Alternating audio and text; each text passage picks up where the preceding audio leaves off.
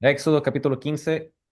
La semana pasada, los israelitas fueron salvados por quien Dios los salvó y llegó Faraón con su ejército.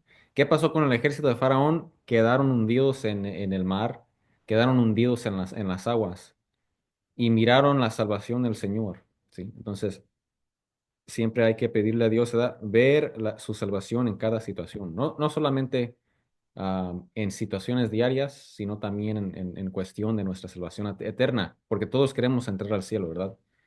Y eso viene con amor, porque Dios es amor.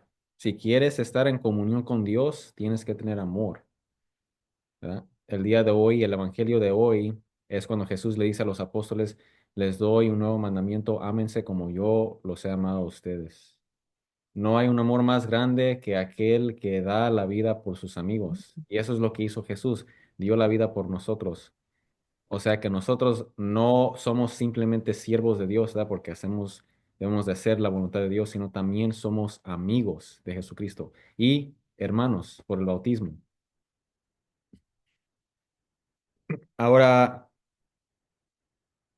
después de esta salvación, cuando miraron la salvación del Señor, comenzaron a adorar a Dios, comenzaron a alabar al Señor. Y eso es lo que se trata este capítulo. O por lo menos el principio del capítulo es que ahora el pueblo de Dios está alabando al Señor. Miren lo que dice aquí el versículo 1, dice, entonces Moisés y los israelitas cantaron este cántico al Señor y dijeron, canta al Señor porque ha triunfado gloriosamente, es exaltado en gran manera. Él al caballo y a su jinete ha arrojado al mar. Mi fortaleza y mi canción es el Señor, y ha sido para mí salvación. Este es mi Dios, y lo glorificaré, el Dios de mi Padre, y lo ensalzaré. Yo siempre, a mí me gusta empezar oraciones así. Señor Dios, te ofrezco esta oración para alabarte, para adorarte, para glorificarte, ¿verdad? Versículo 3: el Señor es fuerte, guerrero, el Señor es su nombre. Ahora vamos a parar aquí y vamos a hablar de esa frase que se usa en el versículo 3. Ah, pero antes de hablar de eso, quiero mencionarles una cosa muy interesante que nos da a saber que este libro en verdad sí fue escrito por Moisés, por una persona israelita que estaba viviendo en Egipto y que recibió educación en Egipto. ¿Cómo sabemos eso? Porque si se fijan en este pasaje que acabamos de leer, Éxodo capítulo 15, suena muy egipcio, suena como estilo Egipto, ¿verdad? No sé si ustedes han escuchado, por ejemplo, ah, por ejemplo, bandas norteñas, ¿verdad? Ya ve que tocan el acordeón, las polcas mexicanas. Si lo comparas con las polcas de Checoslovaquia, de los checos, suena muy similar. Aún si uno escucha mucho esa música, vas a ver la diferencia. Oh, este suena mexicana, pero a la vez suenan igual, casi igual. Solamente el oído muy bien desarrollado va a poder distinguir entre los dos. ¿Por qué? Porque resulta que muchas de las polcas mexicanas fueron creadas por mexicanos que vivían entre los checos, la cultura checa en Texas y en el norte de México. Pues en Texas prácticamente, ¿verdad? Ahí vivían muchos checos, entonces por eso la música es muy similar, porque vivían entre ellos. También aquí vemos que Moisés vivía entre los egipcios, y aunque no era egipcio, recibió educación egipcia, vivió toda la vida en Egipto, hasta que después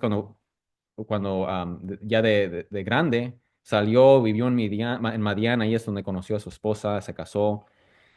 Ahora regresó a Egipto, pero esa educación egipcia se le quedó.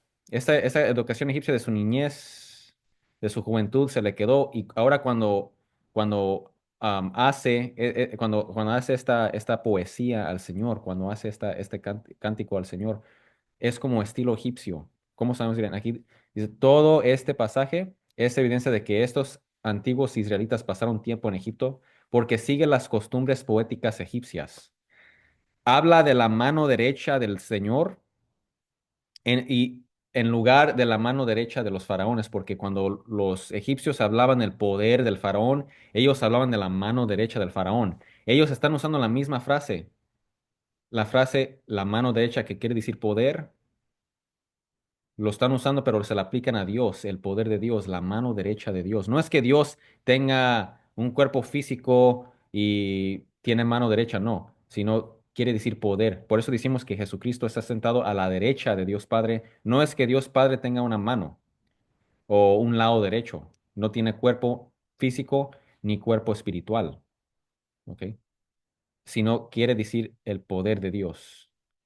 Ahora, Jesús, nuestro Señor, el Hijo de Dios, Dios Hijo, la segunda persona de la Santísima Trinidad, sí tiene cuerpo físico y cuerpo espiritual debido a la encarnación, ¿sí? Hace 2000 años se hizo hombre, por eso.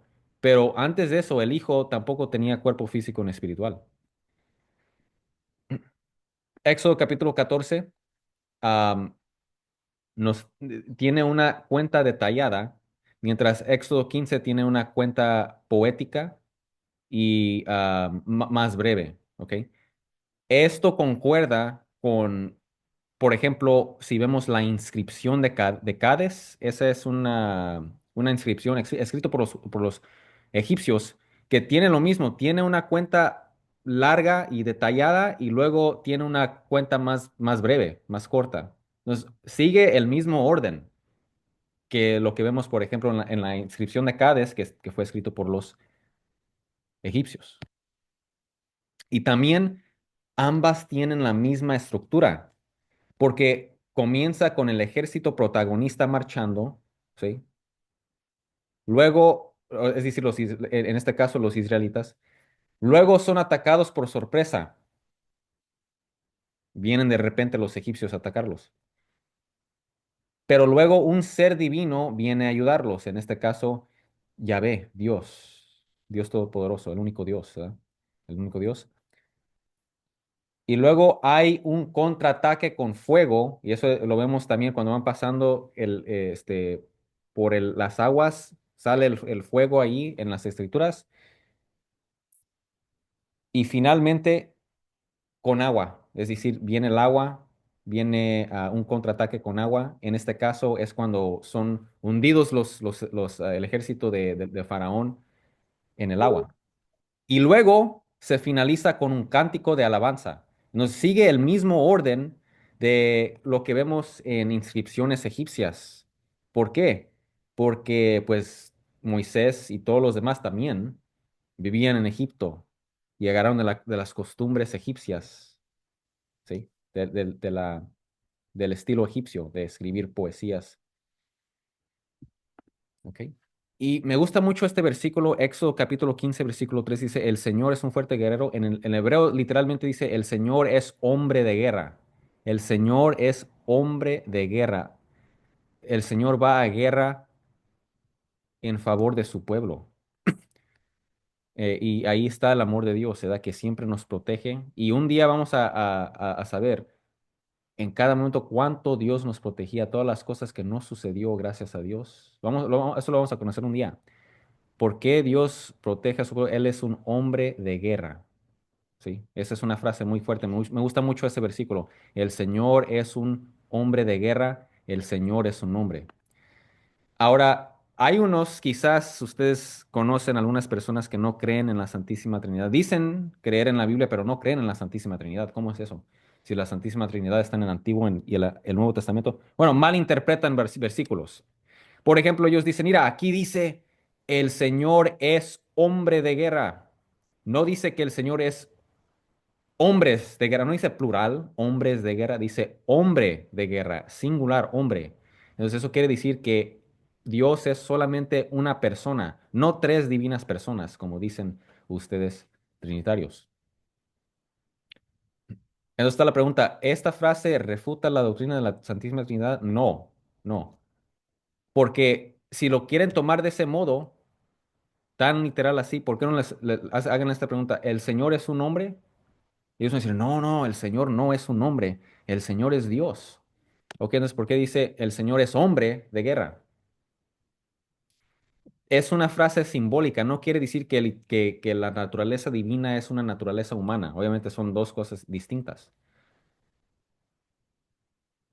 Este, Cuando dice hombre de guerra, es una frase simbólica que quiere decir que Dios va a guerra, Dios pelea por su pueblo, Dios defiende a su pueblo. Eso es lo que nos da a saber. No es que literalmente el Señor es un hombre y uno solo, o sea, no tiene sentido eso. Ahora, lo que sí vemos en el Antiguo Testamento son frases, aquí les voy a mostrar frases de Isaías y Eclesiastés, donde vemos que las cosas están en plural cuando habla de Dios. Por ejemplo, Isaías 54:5. Si ustedes agarran su Biblia y van a Isaías 54:5, dice, porque tu esposo es tu hacedor. ¿Qué quiere decir hacedor? Es decir, el ser que te creó. Tu esposo es tu hacedor. ¿Ok? ¿Quién nos creó a nosotros? Dios. Entonces, aquí dice, Dios es esposo de su pueblo. ¿Por qué? Esta es otra frase simbólica. Porque igual como el esposo ama a la esposa y la defiende, aquí también el Señor ama y defiende a su pueblo. Igual como un esposo ama y defiende a su esposa. Pero en el hebreo no lo dice así. En el hebreo literalmente dice, porque tus, plural, maridos, plural, son tus creadores, tus hacedores. Está en plural. ¿Cómo que le estamos aplicando estas palabras plurales al Señor, que es uno? Sí, el Señor, hay un solo Dios, claro que sí, pero son tres divinas personas, el Padre, el Hijo y el Espíritu Santo. Por eso está ahí en plural. Entonces, si quieren, si estás hablando con una persona de esas que dicen, mira, aquí dice hombre de guerra, Dios es solamente una persona, muéstrales estos versículos, a ver qué dicen. Aquí está otro en plural, Eclesiastés 12:1. Dice, recuerda a tu creador, pero en realidad no lo dice así en el hebreo. En el hebreo literalmente dice, recuerda a tus creadores. Lo dice en plural, creadores. ¿Por qué? Si tenemos un solo creador, sí. En cuestión de divinidad, hay una sola divinidad, hay un solo ser divino, un solo Dios. Pero en cuestión de las personas de Dios, estamos hablando de tres divinas personas, el Padre, el Hijo y el Espíritu Santo. Entonces, el Antiguo Testamento habla en cuestión de Dios, habla en plural también. Ahí lo vemos, versículos ahí. Y después voy a mostrar más pruebas de la Santísima Trinidad en el Antiguo Testamento. Ya hemos visto el ángel de Dios, ¿verdad? Que es Dios, el mensajero de Dios que es Dios, dos personas ahí, Dios y el mensajero que es Dios. Entonces, hay más que una persona que es Dios. Tenemos el Padre, el Hijo y el Espíritu Santo, ¿ok? Si seguimos leyendo aquí, dice, los carros de Faraón y su ejército arrojó al mar, y los mejores de sus oficiales se ahogaron en el mar rojo. Los abismos los cubren, descendieron a las profundidades como una piedra. Tu diestra, ahí está la mano derecha del Señor, tu diestra, oh Señor, es majestuosa en poder. Tu diestra, oh Señor, destroza al enemigo, ¿verdad? El poder de Dios. En la grandeza de tu excelencia derribas a los que se levantan contra ti. Envías tu furor y los consumes como paja. Al soplo de tu aliento se amontaron las aguas, se juntaron las corrientes como en un montón, se cuajaron los abismos en el corazón del mar. El enemigo dijo, perseguiré, alcanzaré, repartiré el despojo. Se cumplirá mi deseo contra ellos. Sacaré mi espada, los destruirá mi mano. ¿Recuerdan qué tenía en mente el faraón? Quería llegar, no para esclavizarlos de nuevo, sino para matarlos todos, ¿verdad? Y aquí dice, sacaré mi espada, los destruirá mi mano. Soplaste con tu viento, los cubrió el mar, se hundieron como plomo en las aguas poderosas o majestuosas, ¿verdad? Porque esa palabra que se usa en el hebreo en el versículo 10, esta palabra que se usa en el hebreo en el versículo 10 también quiere decir majestuosa o noble, ¿ok? ¿Quién como tú entre los dioses, oh Señor? ¿Quién como tú, majestuoso en santidad, temible en las alabanzas, haciendo maravillas? O sea, ¿quién como tú entre los dioses de los egipcios? Ninguno los pudo salvar. Tú eres el único Dios. Tú, Yahvé, eres el único Dios, ¿verdad? Y ahí está las pruebas. Entonces, miren, con sus propias bocas ellos están diciendo estas cosas. Vamos a ver cómo actúan después. Van a ver cómo actúan después, ¿ok? Extendiste tu diestra, los tragó la tierra. En tu misericordia has guiado al pueblo que has redimido. Con tu poder los has guiado a tu santa morada. Lo han oído los pueblos y tiemblan. El pavor se ha apoderado de los habitantes de Filistea. Entonces se turbaron los príncipes de Edom, los valientes de Moab, los jefes de Moab, se sobrecogieron de temblor, se acobardaron todos los habitantes de Canaán. Entonces, ¿quiénes son? Son pueblos que están nombrando. Edom, esos son los descendientes de Esaú, el hermano de Jacob. Moab, esos son los descendientes de Lot, el sobrino de Abraham. Caná, ¿verdad? Esos son descendientes de la persona Caná que vemos en Génesis capítulo 10, los cananeos. Filistea también es mencionado aquí. Estos son pueblos, son naciones. ¿Por qué dice que tienen miedo? ¿A poco ya les llegó el mensaje de lo que ha sucedido?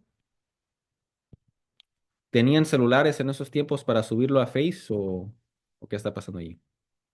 Bueno, no.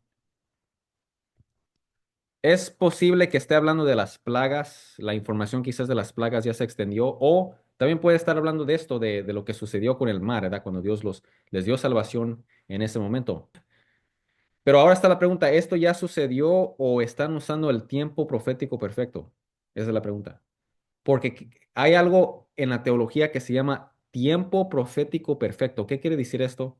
Se refiere al hecho de que a veces, cuando se habla de cosas proféticas, cosas que van a suceder en el futuro, lo hablan como si ya hubiera sucedido. Un ejemplo es Isaías capítulo 5 versículo 13.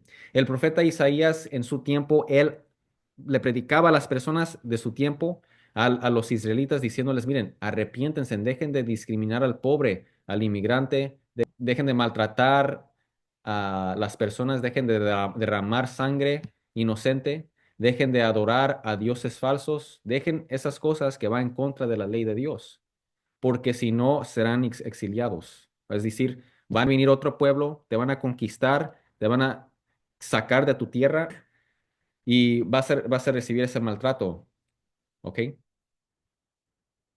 Porque estás quebrando el pacto que hiciste con Dios, ¿verdad? Isaías 5:13, esto lo dice, por eso, ¿por qué? Por todo el maltrato, por toda la maldad, por eso mi pueblo será exiliado por falta de conocimiento, sus nobles perecerán de hambre y la gente común morirá de sed.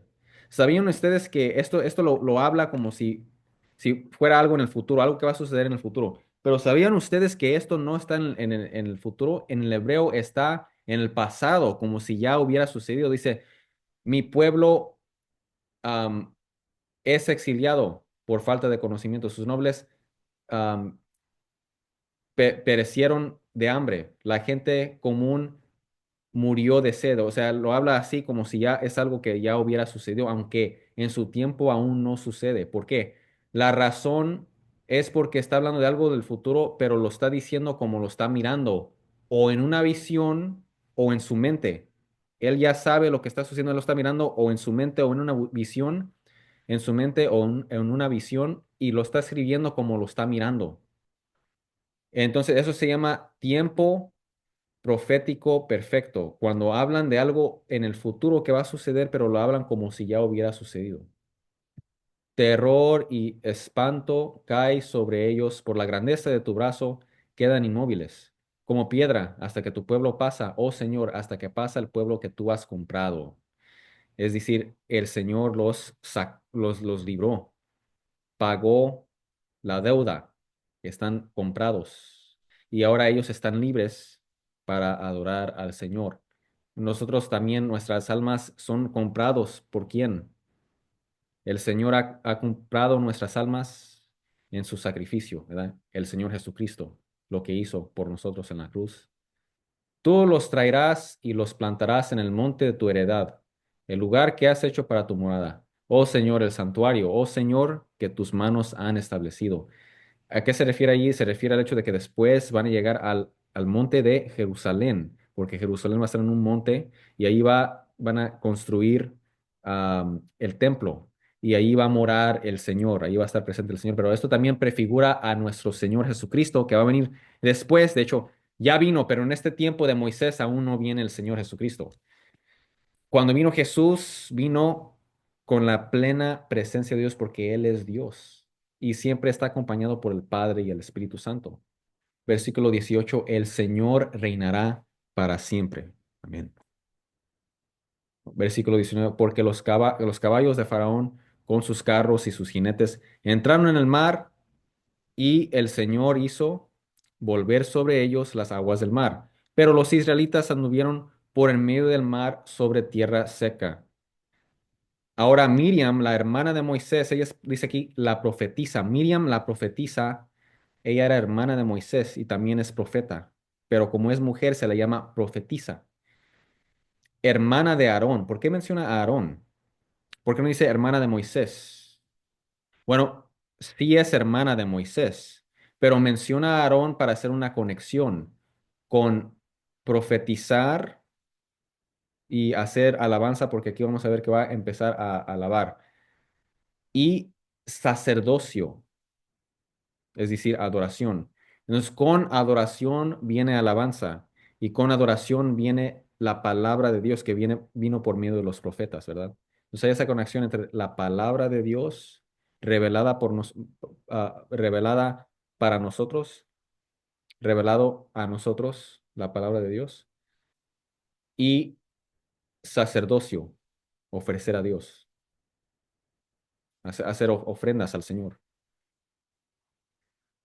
Miriam, la profetisa hermana de Aarón, tomó en su mano el pandero y todas las mujeres salieron tras ella con panderos y danzas. Entonces era como una procesión, públicamente profesando la fe que ellos tienen, anunciando la fe que ellos tienen. Y Miriam les respondió, canten al Señor porque ha triunfado gloriosamente. Es exaltado en gran manera. Al caballo y su jinete ha arrojado al mar. Así es como empieza en el principio. Nos repite cómo empieza en el principio. Moisés hizo partir a Israel del Mar Rojo y salieron hacia el desierto de Shur. ¿Ok? ¿Dónde es el desierto de Shur? Fíjense aquí, aquí hay una mapa, ¿ok? Aquí les voy a mostrar una mapa. Aquí hacia el norte está el mar Mediterráneo. Acá está la tierra de Canaán y por acá en el oeste está la tierra de Egipto. Salieron de allí y ahora entraron al norte de la península de Sinaí, que viene siendo el desierto de Shur, ¿ok? También conocido como el desierto de Tam. Resulta que caminaron un viaje de 3 días en ese desierto hasta que llegaron a Mará. ¿Por qué se llama así Mará, ese lugar? Miren. Dice, salieron hacia el desierto de Shur. Anduvieron 3 días en el desierto y no encontraron agua. Cuando llegaron a Mará, no pudieron beber las aguas de Mará porque eran amargas. Por tanto, al lugar le pusieron el nombre de Mará, que quiere decir amargura. El pueblo murmuró contra Moisés. Entonces empezamos el capítulo con alabanza, con adoración, con cánticos y ahora con qué acabamos con el pueblo murmurando contra Moisés diciendo, ¿qué beberemos? Y no lo están haciendo como pregunta, así una pregunta honesta, sino lo están diciendo atacando a Moisés. Y cuando atacan a Moisés, están atacando a Dios. Porque recuerden, Moisés, él de primero sí quiso ayudar a su pueblo. Luego después dijo que no. Cuando Dios lo mandó, dijo, oh, no, no, Señor, escoge otra persona. Varias veces le dijo que no al Señor, ¿verdad? Era plan del Señor al fin de cuentas. Así que cuando, cuando ellos hablaban en contra de Moisés, y lo van a hacer muchas veces, cuando ellos hablan en contra de Moisés, en verdad están hablando contra el Señor. Están hablando contra el Señor. Entonces Moisés clamó al Señor, comenzó a pedirle a Dios y el Señor le mostró un árbol. Noten lo que dice Moisés, oración, oración. Y el Señor le mostró un árbol. Él lo echó en las aguas. Entonces agarró el árbol, como agarró un árbol, se refiere a la madera del árbol. Agarró la madera del árbol y lo puso en la agua. Y las aguas se volvieron dulces. ¿Esto qué simboliza? El madero, de la cruz de Jesús que hace nuestras vidas amargas en algo dulce. Y Dios les dio allí un estatuto y una ordenanza, y ahí los puso a prueba. Entonces, entre todas las cosas que pudo poner, no le dijo, oh, agarra la tierra y no, agarra la madera de un árbol. O sea, esto prefigura la cruz de Jesús. Y Dios les dijo, les dio ahí un estatuto y una ordenanza y ahí los puso a prueba. Y Dios les dijo, si escuchas atentamente la voz del Señor tu Dios y haces lo que es recto ante sus ojos y escuchas sus mandamientos y guardas todos sus estatutos, no te enviaré ninguna de las enfermedades que envié sobre los egipcios, porque yo, el Señor, soy tu sanador. ¿Sí? Entonces ahí es el llamado, tienen que hacer que tienen que cumplir la voluntad de Dios. Como también está escrito después en el libro de Deuteronomio, ese es el último libro de los libros de Moisés. El libro de Deuteronomio es cuando están a punto de entrar a la tierra de Canaán. Y Moisés le está hablando al pueblo y les da las últimas palabras antes de morir. Una de las cosas que les dice aquí en Deuteronomio 7:15, Moisés les dice al pueblo, el Señor te mantendrá libre de toda enfermedad y alejará de ti las horribles enfermedades que conociste en Egipto. En cambio, las reservará para tus enemigos. Entonces, ¿qué está pasando allí? Tenemos, esto era parte del antiguo pacto, ¿ok? Recibían por ejemplo, y después vamos a leer diferentes partes del Antiguo Testamento donde dice, por ejemplo, el Señor, oh, si hacen esto, recibirán esta bendición. Si hacen esto, recibirán esta bendición. Si hacen esto, recibirán esta bendición. Entonces son bendiciones que van a recibir en la tierra, ¿verdad? Ahora esto pasa a ser espiritual en el Nuevo Testamento. Tenemos, ahora espiritualmente podemos entrar al cielo. En el Antiguo Testamento no podías entrar. Si morías en gracia, aún así no puedes entrar al cielo. No podías entrar al cielo hasta que llegue Jesús, el Mesías, para darles la entrada a todas las personas, para abrir las puertas del cielo. Entonces, una persona, por ejemplo, Moisés cuando él murió, Abraham cuando él murió, Isaac, Jacob, ellos no pudieron entrar al cielo hasta que vino el Mesías Jesucristo. Ahí es cuando pudieron entrar. Pero en el Antiguo Testamento lo que sí vemos son bendiciones físicas como esta edad.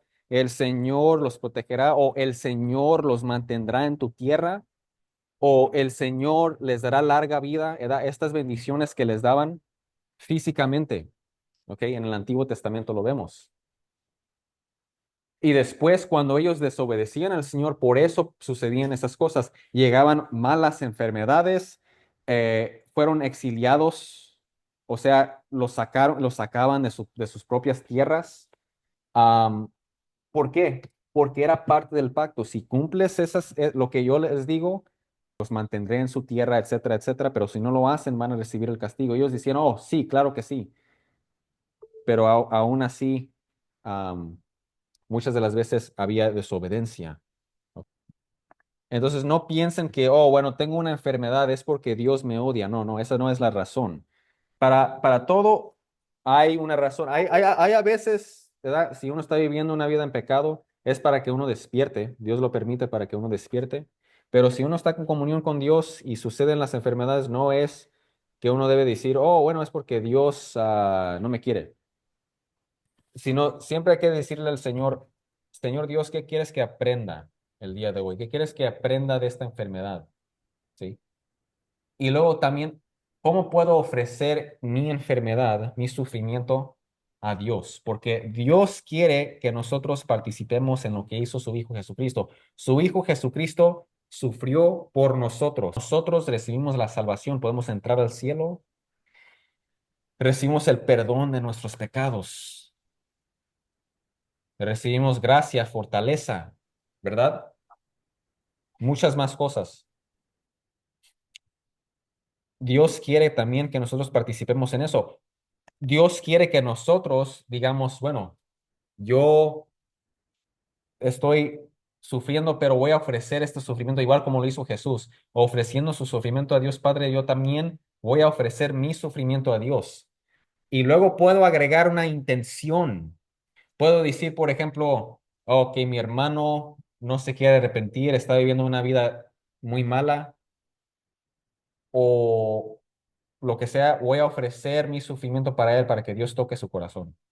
Entonces, eso es algo muy fuerte que uno puede hacer. Aparte de la oración, agarrar nuestros sufrimientos, cualquier sufrimiento que tengamos, incluso no tiene que ser algo que esté fuera de tu control. Puede ser, por ejemplo, si te bañas con agua fría, si no prendes el calentón o no prendes el aire acondicionado, cosas así que puedes ofrecer al Señor para las demás personas o para ti misma o para ti mismo, para evitar el purgatorio o para durar menos en el purgatorio, ¿verdad? Uno puede hacer eso. Y esto está en Colosenses 1:24, cuando San Pablo dice, yo me regocijo en mis sufrimientos porque en ellos completo lo que le falta en los sufrimientos de Jesucristo. Porque Jesucristo sufrió por nosotros para darnos la salvación, pero dejó ahí espacio para nosotros para que agreguemos nuestro sufrimiento y lo ofrecemos a Dios para las demás personas también. Ahora, continuamos aquí. Dice el versículo 26 dice, porque yo el Señor soy tu sanador, ¿cierto? ¿Verdad? Dios es sanador. Dios sana, Dios tiene el poder de sanar. Entonces hay que decir, Señor, si es tu voluntad, sáname de esta enfermedad o sáname de este, ¿verdad? Etcétera. Pero gracias a Dios todo eso tiene un propósito, ¿ok? Tiene un propósito más grande. Versículo 27. Entonces llegaron a Elim, donde había 12 fuentes de agua y 70 palmeras, y acamparon allí junto a las aguas. Entonces llegaron a un oasis, como parece paraíso.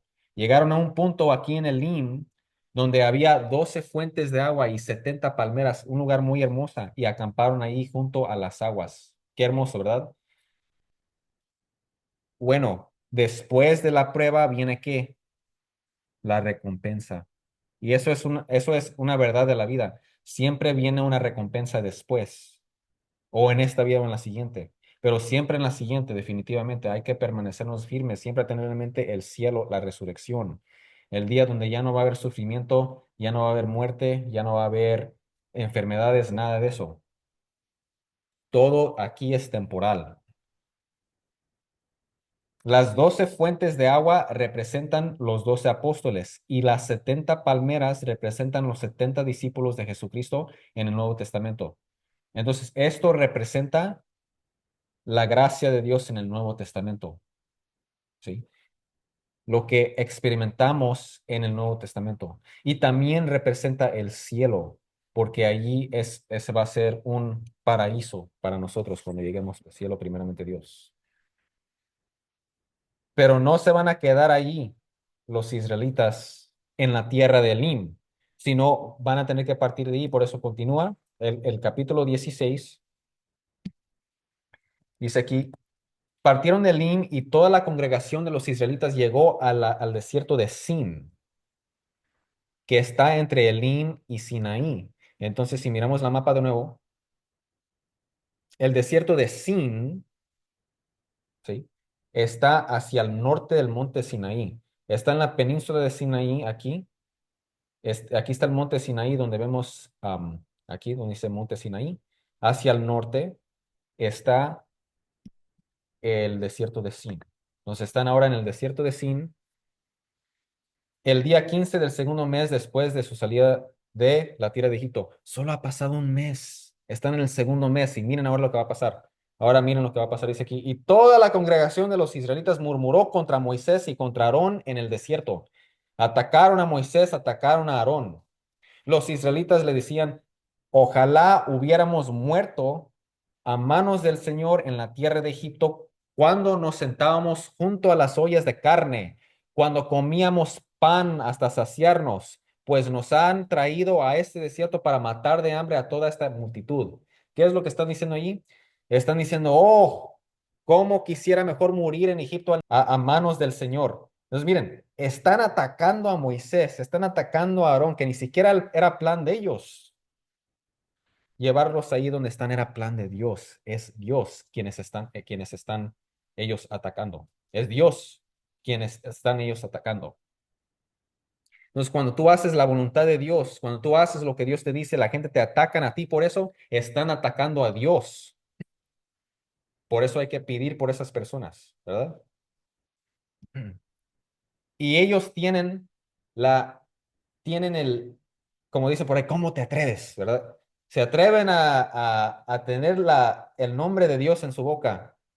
Ojalá hubiéramos muerto a manos del Señor en la tierra de Egipto. Entonces están atacando a Dios, pero a la vez pretenden honrarlo. Están atacando a Moisés y Aarón y la implicación es que atacan a Dios, pero tienen el nombre de Dios en su boca. Eso es hipocresía, ¿verdad? No, no se preocupen. Cuando hay una persona quizás que viene a la iglesia, que está, según, muy entregado a Dios, pero los corazones lo tienen lejos de Dios. Esto está en la Biblia. Isaías 29:13, el Señor dice, este pueblo se acerca a mí con la boca y me honra con los labios, pero su corazón está lejos de mí. Su adoración es solo un mandamiento humano que le ha sido enseñado. Mateo 15:8, Jesús aplica estas palabras, por ejemplo, a los fariseos. Le dice, mira, estas palabras se aplican a ti. Este pueblo me honra con los labios, pero su corazón está lejos de mí. ¿Sí? Y Ezequiel 33:31 también. Acuden a ti en masa y se sientan delante de ti y escuchan tus palabras, pero luego no las practican. Me halagan de labios para afuera, pero sus corazones solo buscan las ganancias injustas. Entonces, esto está en la Biblia. Hay personas que quieren atacar, que según dicen amar a Dios, tienen el nombre de Dios en la boca, pero atacan las cosas de Dios, atacan su iglesia, atacan los sacramentos, atacan a la Madre de Jesucristo, la Santísima Virgen. ¿Cómo es que pueden decir que aman a Dios, pero no aman estas cosas? No tiene sentido. Están haciendo lo que hicieron los israelitas aquí. No se asusten si hay una persona que han conocido quizás o que conocen que tienen el corazón lejos de Dios, pero tienen el nombre de Dios en sus bocas y se la pasan hablando mal, atacando a aquellos que hacen la voluntad de Dios. Esto ha pasado desde el principio aquí, lo vemos en el Antiguo Testamento también. Nunca debemos de usar eso como excusa, como pretexto para no venir a misa. Oh, no voy a misa porque está lleno de hipócritas. Y yo me quedo en la casa mejor. Yo no voy a ningún lugar, yo me quedo en la casa y ya. Definitivamente, todos tenemos nuestros problemas. Nadie es perfecto. Cometemos errores, cometemos pecados. Pero, ¿qué es mejor? ¿Acercarnos a Dios y a lo que Él ha establecido, trabajando dentro de eso, o haciendo las cosas a nuestra propia manera? Obviamente lo primero, y por eso debemos de seguir acercándonos a las cosas de Dios, seguir yendo a misa, porque eso es algo establecido por el Señor. Si aquella persona o aquel o el otro no quiere, no están tomando las cosas en serio, eso es asunto de ellos. Pero yo sí no voy a perder esta oportunidad de acercarme a Dios. Miren el ejemplo de Moisés. Vamos a ver que él simplemente cumple la voluntad de Dios aquí, en este capítulo, y eso es lo que debemos de hacer nosotros. Entonces, siempre debemos de odiar el pecado, pero no permitir que el pecado nos haga pecar, ¿verdad? Entonces, no mires a la otra persona que está pecando y digas, oh, bueno, debido a esto, ya me voy a alejar de la iglesia, me voy a alejar de los sacramentos, me voy a alejar de todo esto porque miré a otra persona haciendo esto, ¿verdad? No tiene sentido, ¿verdad? Es como el gimnasio. Si tú vas al gimnasio, haces las cosas bien, pero hay otra persona que no lo toma en serio, bueno, eso es asunto de ellos. Incluso hasta pueden hablar mal de ti, no por eso va a decir, bueno, ya voy a dejar de ir al gimnasio. Si te hace bien, pues te hace bien. No te fijes en lo que digan los demás, porque no dejes que te definen los demás personas. No dejes que una persona te diga quién eres tú, porque quien te dice eso es Dios. Mientras tú sabes quién eres, ¿verdad? Porque tú tienes a Dios en tu corazón, por favor, no se fijen en lo que digan las demás. Porque los que te aman en verdad te conocen, ¿verdad? Los que tienen en verdad respeto y amor a Dios en sus corazones, no se van a fijar en esas palabras, ¿verdad? Entonces no hay que fijarnos en eso, ¿ok? Nunca dejes que una persona, especialmente una persona que no esté acercada a Dios, porque hay personas que se dicen que están acercados a Dios, pero tienen malas costumbres que se tienen que purificar de esos. Pero también hay personas que ni siquiera conocen a Dios, personas del mundo, que tratan de decir que tú eres tal, tú eres esto, tú eres el otro. No dejes que te definen. No dejes que sus palabras te lleguen a la mente y el corazón y que las creas. Definitivamente no. Porque tú eres hijo o hija de Dios. Así de simple. Pueden hablar que no, tú no tienes dinero, que tú esto, que el otro, esto. Pueden hablar todo lo que quieran. Al fin de cuentas, sabemos quiénes somos y sabemos quién es nuestro Dios. Ahora, miren lo que dice Moisés. Dice aquí, entonces el Señor dijo a Moisés, yo haré llover pan del cielo para ustedes. Noten lo que están diciendo, cuando estábamos en Egipto comíamos carne, comíamos pan y ahora estamos aquí muriéndonos de hambre. Nos han traído a este desierto para matar de hambre a toda esta multitud. ¿Qué están diciendo? Vamos a morir todos por culpa de ustedes porque ustedes nos sacaron de aquí. Qué mala onda, ¿verdad? Porque quién es el que, quién es el que los está guiando? Dios. Recuerden que Dios los iba guiando, nos dice eso el capítulo 13, que Dios los va guiando con, am, con el fuego, la nube, ¿verdad? Dios los va guiando. Dios los guió hasta allí. Y Moisés y Aarón simplemente están cumpliendo esa voluntad del Señor. Entonces, ellos a quién están atacando? A Dios. Al decir que van a morir en el desierto, están diciendo que Dios es un mentiroso, porque Dios les dijo, los voy a llevar a la tierra prometida. Dios les hizo promesas. Dios les mostró su poder, su amor y les hizo promesas que aún no ha cumplido. Entonces, al decir, aquí vamos a morir todos, están diciendo que Dios es un mentiroso, que no va a cumplir sus promesas, no va a cumplir lo que él prometió. Él es un mentiroso, es lo que están diciendo. Ven qué tan gravemente están pecando contra el Señor. Y aún así, Dios les tiene misericordia. Miren aquí cómo ellos hablan del pan, habla de la carne cuando estamos en Egipto. ¿Por qué? Observen cómo olvidaron la amargura de su esclavitud en Egipto y su clamor a Dios por ayuda. No voy a leer estos versículos, pero lo pueden leer cuando ustedes puedan, si gustan. Ya lo hemos leído anteriormente. Éxodo 2 23 al 25, Éxodo 3 9 cuando ellos le pedían al Señor, Señor, ayúdanos, Señor, por favor, sálvanos de la esclavitud. Ya se les olvidó la amargura de su esclavitud. Y ahora se están enfocando en qué? Se están enfocando en las partes de su esclavitud que los hicieron sentir bien, como la comida que ellos comían. Se están fijando en eso en vez de fijarse en la amargura de su esclavitud. Y por eso están hablando como si preferían estar en Egipto esclavizados otra vez. Rechazan a Dios al decir estas palabras. E implícitamente, ¿verdad? Están diciendo que Dios es un mentiroso, están pecando contra Dios al decir estas cosas. Vieron el poder y el amor de Dios cuando fueron librados de la esclavitud, escucharon las promesas del Señor que aún no están cumplidas, pero ahora están ignorando todo.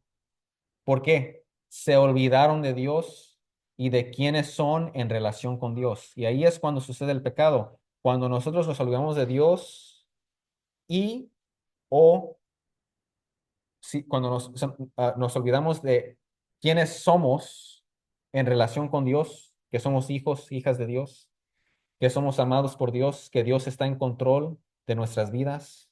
Cuando olvidamos esas cosas, ahí es cuando volvemos al pecado. Del mismo modo, ¿verdad? Cuando volvemos al pecado es porque pensamos en los buenos sentimientos que causa. y olvidamos quién es Dios y quiénes somos en relación con Dios, en lugar de recordar la amargura que causa el pecado. Se nos olvida la amargura del pecado y pensamos solamente en el placer que causa el pecado, igual como los israelitas están actuando aquí. Miren lo que dice aquí, dice, entonces el Señor dijo a Moisés, yo haré llover pan del cielo para ustedes. ¿Qué van a recibir? Aquí dice, pan del cielo, usa la palabra lejem en hebreo que quiere decir pan. Dios lo llamó pan del cielo. El pueblo saldrá y recogerá diariamente la porción de cada día para ponerlos a prueba si andan o no en mi ley. Y en el sexto día, cuando preparen lo que traigan, la porción será el doble de lo que recogen diariamente. Es decir, Dios va a bajar este pan del cielo. Vamos a ver después que es algo que nunca han visto, es algo, no es un pan que se hace, que se puede hacer aquí en la tierra. Se llama pan del cielo. Vamos a ver después por qué, pero se llama así, pan del cielo. Pero en verdad es una comida milagrosa que viene desde lo alto. Va a bajar diariamente, ellos van a ir y van a recogerlo. Van a ir y van a recogerlo. Y al sexto día van a recibir doble porción.